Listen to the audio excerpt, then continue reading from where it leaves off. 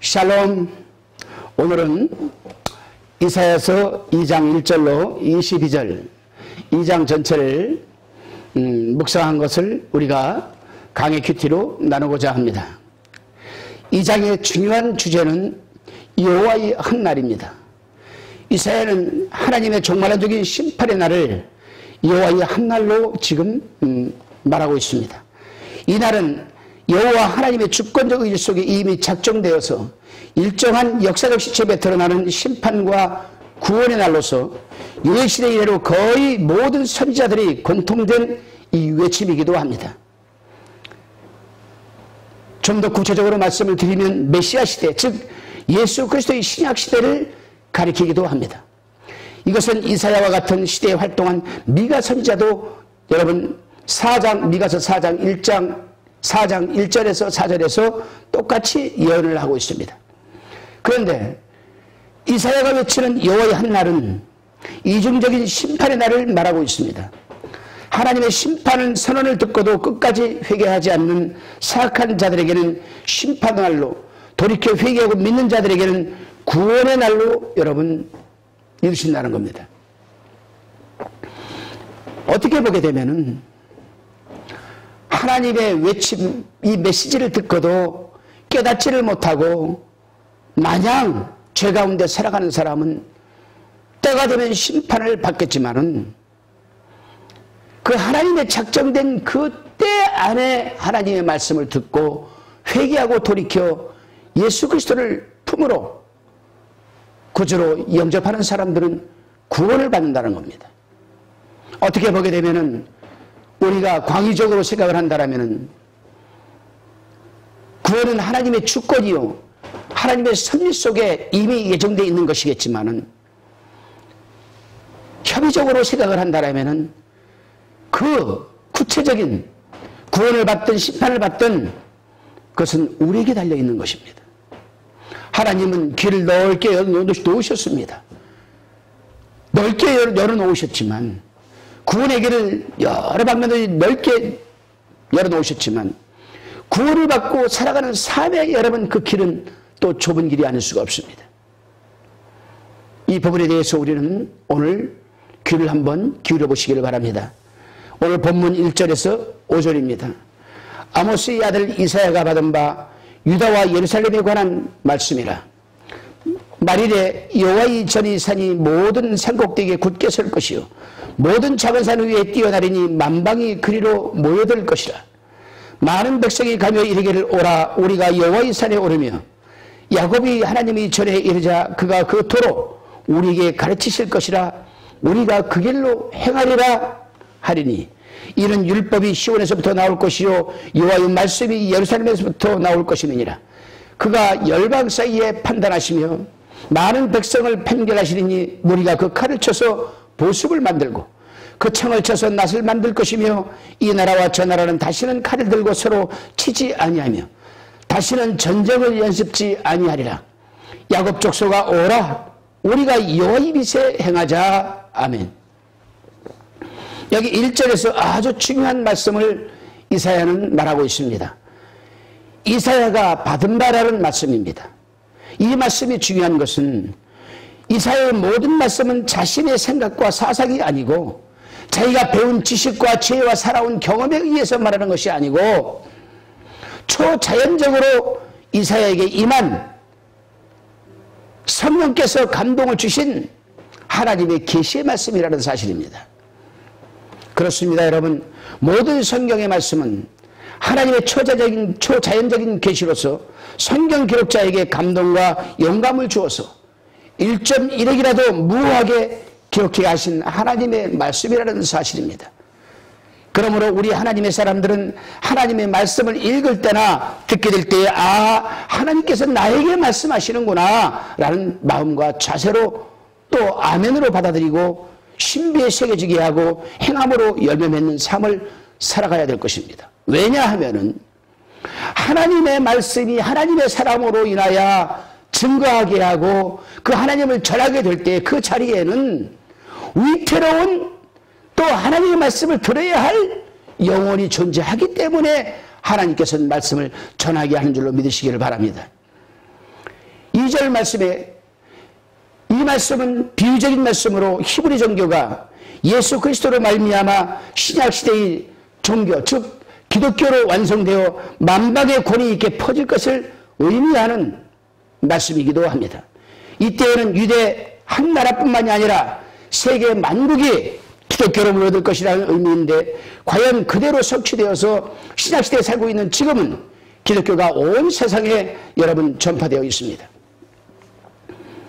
이 시대의 복음운동의 역사는 많은 백성들이 돌아오며 하나님이 가르치시며 성도들이 주신 말씀대로 살아가며, 복음운동은 예루살렘으로부터 나오고 하나님께서 친히 그 백성을 다스린다라고 3절 4절에서 이사야는 말하고 있습니다.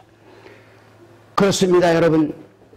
인류 구원의 유일한 구원자 예수 그리스도로 말미암아 지금 세계 곳곳에는 기독교가 전파되어 있고, 지금도 그 구원의 역사는 현재 진행형입니다. 그러나 중요한 것은 하나님의 말씀대로 순종하며 행할 때에 이 땅에 전쟁이 그치게 되는 것입니다. 사전에서 그렇게 말씀을 하고 있습니다. 하나님의 말씀이 진리라면은, 진리는 영원히 변함이 없기 때문에 하나님의 말씀대로 살아간다라면 그대로 이루어지는 줄 믿으시기를 바랍니다. 이 세상의 곳곳에서 전쟁과 기근과 또한 자연 파괴와 여러 어려운 일들이 일어나고 있습니다. 그러나 궁극적으로 그 모습을 바라보는 우리 믿는 자들에게는 하나님의 말씀대로 살지 않고 인간의 문화적인 이기와 욕심 때문에 그러한 일들이 일어나는 게 아니겠습니까, 여러분? 그래서 이사야서는 5절에서 야곱 족속아 오라, 우리가 여호와의 빛에 행하자고 외치는 겁니다. 역시 빛에 행하자라는 겁니다. 하나님의 말씀만 듣고 끝나는 것이 아니라, 마음에 새기는 게 끝나는 게 아니라, 차가운 머릿속에만 듣고 담아둘 것이 아니라 행하자라는 겁니다. 행함으로 열매를 맺자라는 겁니다. 본문 6절에서 9절입니다. 주께서 주의 백성 야곱을 버리셨으면 그들에게 동방풍속이 가득하며 그들이 블레셋 사람같이 술객이 되며 이방인으로 더불어 손을 잡아 언약하였음이라. 그 땅에는 은금이 가득하고 부하가 무한하며 그 땅에는 마필이 가득하고 병거가 무수하며 그 땅에는 우상도 가득하므로 그들이 자기 손으로 짓고 자기 손가락으로 만든 것을 공경하여 천한 자도 절하며 귀한 자도 굴복하오니 그들을 용서하지 마옵소서라고 여러분 이사야는 지금 외치고 있습니다. 간절히 하나님께 부르짖는 거예요. 얼마나 이사야의 눈에 바라보기에, 인간인 이사야가 바라볼 때에도 화가 날 정도고 참지 못할 의분이 솟아오르는데, 하나님이 볼 때에는 어떠하시겠습니까? 이스라엘 백성들이 역사적으로 하나님을 한 번도 떠난 적이 있습니까? 없습니다. 그들은 눈만 뜨면 9시, 12시, 3시 기도실 성화를 하고, 그들은 눈만 뜨면 성전 중심으로 살아가는 사람들입니다. 근데 그들이 어떻게 이사야 선지자는 용서하지 말라는 말을 할 수가 있었을까요? 아마도 여러분, 여기서 저는 그렇게 묵상을 해보았습니다. 이중적인 신앙생활, 가정스러운 신앙생활, 속은 다 죄악으로 가득 차 있고, 성전을 나서는 순간부터 악한 삶을 살아가는 사람들이 교회에 와서는 의로운 척을 하고, 의롭게 살아가려고 노력하는 사람들조차 시험을 들게 하고 힘들게 하는 그런 모습, 하나님이 제일 싫어하는 모습이 아니겠습니까? 이사야는 영화로운 메시아 시대에 만국이 하나님께로 돌아올 것이다, 그것을 이사야는 내다보고 있습니다. 그런 다음에 그는 그 시선을 죄악된 유대의 현실을 향해서 지적하고 있습니다. 메시아 시대의 전주국으로 여호와의 빛이 나타났는데 이를 깨달아 감사할 줄 모르고 오히려 빛을 따라 어둠에 행하는 모습을 지적하면서 동방풍습, 즉 미신풍속이 가득하고 블레셋 사람처럼 술객이 되어 우상을 섬기는 이방인과 손을 잡고 생명이 없는 인간의 손으로 만든 우상을 공경하면서 그 우상에게 굴복하는 그 유대 백성들을 용서하지 말라고 하나님에게 타원을 하고 있습니다. 그렇습니다. 여러분, 인간의 술객, 즉 술수가 왜 죄가 되는가? 술수는 인간의 지식으로 알고자 하는 것이요, 인간을 속이는 수단으로 여러분 사용되기 때문입니다. 이러한 행위는 인간의 마음의 생각과 뜻을 감찰하고 계시는 하나님을 속이는 사슬과 같기 때문에 여러분 죄가 되는 것이고 하나님이 싫어하시는 겁니다. 하나님께서는 말씀하십니다. 하나님의 말씀은 살아 운동력이 있어 좌우의 날선 어떤 것보다도 예리하여서 우리의 혼과 영과 관절을 찔러 쪼개기까지 하며 우리의 마음과 생각을 감찰하시기까지 하나니라고 말씀하셨습니다. 하나님께서는 우리의 마음과 생각을 감찰하고 계시는데 더욱이 코람도 성전 중심으로 살아가는 사람들 앞에는 하나님이 임재해 계시는데 그 앞에서 속은 우상을 섬기고 죄악으로 가득 차 있으며 겉만 번지르르하게 하나님을 섬기는 그 가정된 입술, 이사야는 그것을 직시하고 있었던 겁니다. 이사야는 그런 모습을 보면서 하나님 도저히 안 되겠습니다. 이 사람은 지금 혼이 나야 되겠습니다. 하나님 용서하지 마옵소서. 우리 하나님의 백성들이 가장 염두에 두어야 하고 가장 두려워해야 할 이 부분이 바로 이 부분입니다.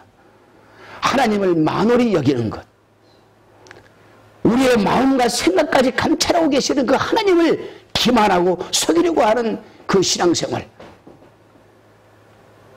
용납될 수가 없는 부분이고 용서될 수가 없는 부분입니다. 만에 하나라도 우리의 삶 속에서 그런 부분이 있다면 우리는 속히 깨닫고 돌이켜 회개하여 온전히 하나님 중심적인 삶을 살아내야 하나님께서 기뻐하신 줄로 믿으시기를 바랍니다. 본문 10절로 22절의 말씀입니다. 10절에 너희는 바위 틈에 들어가며 진토에 숨어 여호와의 위엄과 그 광대하심의 영광을 피하라. 그날에 눈이 높은 자가 낮아지며 교만한 자가 굴복되고 여호와께서 홀로 높이심을 받으리라. 대저 만군이 여호와의 한날이 모든 교만한 자와 거만한 자와 자고한 자에게 임하여 그들로 낮아지게 하고 또 레바논의 높고 높은 모든 백향목과 바산의 모든 상수리 나무와 모든 높은 산과 모든 솟아오른 작은 산과 모든 높은 망대의 견고한 성벽과 다시스의 모든 배와 모든 아름다운 조각물에 임하리니 그날에 자고한 자는 굴복되며 교만한 자는 낮아지고 여호와께서 홀로 높임을 받으실 것이요 우상들은 온전히 없어질 것이며 사람들이 아멸과 토굴로 들어가서 여호와께서 일어나서 땅을 진동시키는 그의 위엄과 그의 광대하심의 영광을 피할 것이라. 사람이 숭배하려고 만들었던 그 은 우상과 금 우상을 그날에 두더지와 박쥐에게 던지고 아멸과 험악한 바위 틈에 들어가서 여호와께서 일어나서 땅을 진동시키는 그의 위엄과 그 광대하심의 영광을 피하리라. 너희는 인생을 의지하지 말라. 그의 호흡은 코에 있나니 쇠칠 가치가 어디에 있느냐. 아멘. 저는 이 10절로 22절의 말씀을 읽고 묵상하면서 요한계시록의 마지막 날 하나님이 심판하시는 그 모습을 한번 생각하면서 비교해 봤습니다. 이사야는 이미 하나님의 마지막 그 한날에 이 세상에 쏟아부을 특별히 하나님의 백성들에게 진치하실 그 모습이 사도 요한이 본 것보다 이사야 선지자는 이미 일찍이 하나님의 계시를 통해서 직시하고 있었던 것입니다. 여기에서 예수 그리스도께서 심판의 대주자로 강림하실 때에 심판받을 죄인들이 그의 위엄과 권위를 피하여 암굴과 진토에 숨을 것을 예언하고 있습니다. 유대에는 광야의 암굴들이 참 많았습니다. 그래서 외적의 침입 시에는 그들은 그 암굴이 자연적인 피난처가 되기도 하였습니다. 그런데 이사야는 여기에서 유대인들이 받을 심판, 그 죄는 뭐냐? 그 죄. 교만함과 거만함과 자고함이라고 여러분 말하고 있습니다. 그리고 18절 20절까지 우상 숭배죄에 대해서 말하고 있습니다. 이것은 바른 진리의 신앙과 배치되는 행동으로 주님의 진노를 격동시키는 여러분 행위입니다. 하나님이 제일 싫어하시는 게 하나님의 백성들을 살아가는 삶, 그 중심에 예수 그리스도가 있어야 되는데, 하나님이 있어야 되는데 그 중심에 하나님보다도 썩어 없어질 세상 것들이 존재하고 있다면 그 사람은 지금 우상에 빠져있는 사람인 겁니다. 그래서 사도 바울은 뭐라고 했습니까? 골로새 교인들에게 탐심도 우상이라고 했습니다. 그렇다면 우상에 우리가 범위를 한번 좀 넓게 생각해 봐야 되겠습니다. 꼭 어떤 형상을 만들고 거기에 금을 칠하고 은을 칠해서 거기에 절을 하고 거기에 음식을 바치는 것, 이것만이 우상이 아닙니다. 우리 인간의 중심, 마음의 중심, 살아가는 삶의 중심, 여기에 예수 그리스도가 먼저 선행되어야 되고 자리 잡고 있어야 되는데, 그것보다도 물질, 자녀, 남편, 아내, 직장, 사업, 그 위에 자기들이 의지하고 바라는 것들이 그 자리를 차지하고 있다면 그 사람은 이미 우상 숭배에 빠져 있다는 겁니다. 그렇습니다, 여러분. 오늘날도 무신론을 주장하는 교만한 자들이 아나무신 무인격으로 자고한 태도로 살아가고 있습니다. 하지만 심판의 그날에는 실로 비참한 광경을 당하고 목도하게 될 것입니다. 그러게 살아있는 동안에 회개하고 주님을 우리가 구주로 영접해야 될 것입니다. 그러기 위해서 믿는 자들은 가정에서 부모는 또한 자식들에게, 자식은 부모에게 복음을 전해야 되고 이웃에게 복음을 전해야 됩니다. 지금은 우리가 먹을 힘이 있고 걸어다닐 힘이 있고 말할 힘이 있고 바라볼 여러분 이 눈에 힘이 있으니까 우리가 마지막 날을 생각하지 않습니다. 그러나 우리의 다리에 힘이 풀리고 먹을 힘이 떨어지고 기력이 떨어지고 오늘 내일 우리가 목숨이 위태롭게 된다면 그때는 말을 하지 않아도 내 영혼이 어디로 갈 것인가 생각할 수밖에 없습니다. 그럴 때는 이미 너무 늦었어요. 그렇기 때문에 성경 기자는 그렇게 말하고 있습니다. 너희가 청년의 날에 곤고한 때를 기억하라고 했습니다. 사랑하는 화평방송 시청자 여러분, 인생이 70이요 강건하면 80이라 했습니다. 여러분들이 한번 곰곰이 돌아보십시오. 지금의 현재의 여러분의 살아온 세월을 중심으로 해서 돌이켜보면 세월이 그렇게 빠를 수가 없습니다.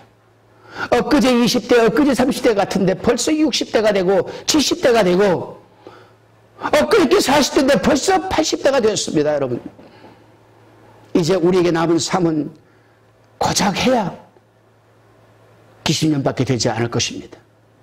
그 후에는 우리는 어떻게 해야 되겠습니까? 성경은 진리입니다. 세상이 창조된 이후로 세상 역사는 성경대로 되어져 왔고 또 그렇게 되어져 만들어 가져가고 있습니다. 하나님은 세상을 창조하셨을 때 알파와 오메가의 하나님께서 세상이 창조된 것부터 세상이 망하고 심판받는 날까지의 청사진을, 마스터 플랜을 이미 하나님께서는 만들어 두셨습니다. 인간이 하나님의 뜻을 벗어나서 자연자재하는 것도 고작해야 벗어나는 것도 20년밖에 되지 않습니다. 궁극적으로 인간은 모두가 하나님 앞에 서게 된다는 겁니다. 그래서 사도 요한은 그런 말을 했습니다. 이를 기이 여기지 말라. 무덤 속에 있는 자가 그의 음성을 들을 때가 오나니 선한 일을 행한 자는 생명의 부활로 악한 일을 행한 자는 심판의 부활로 나오리라. 화평방송을 사랑하는 시청자 여러분, 여러분은 생명의 부활로 부활하시겠습니까? 아니게 되면 심판의 부활로 여러분 일어나시겠습니까? 저와 여러분들은 생명의 부활로 다시금 주님의 심판대 앞에 서시는 복된 삼위 영이 되시기를 주님의 이름으로 축원합니다. 기도하시겠습니다. 주님, 우리가 하나님의 말씀을 읽거나 듣게 될 때에 하나님께서 나에게 말씀하시는구나 라는 마음과 자세로 아멘으로 아버지 하나님 받아들이게 하시고 또한 행함으로 또한 열매 맺게 하여 주옵소서. 하나님의 은혜가 임하면 임할수록 겸손하게 하시고 교만함이나 착오하지 않게 하옵소서. 늘 하나님을 모르는 자들에게 복음을 증거하게 하시고 복음을 전할 때 듣는 자들의 마음을 감동시켜 주셔서 그들이 복음을 받아들이게 하옵소서. 언제나 감사드리옵고 예수 그리스도의 이름으로 기도드리옵나이다. 아멘.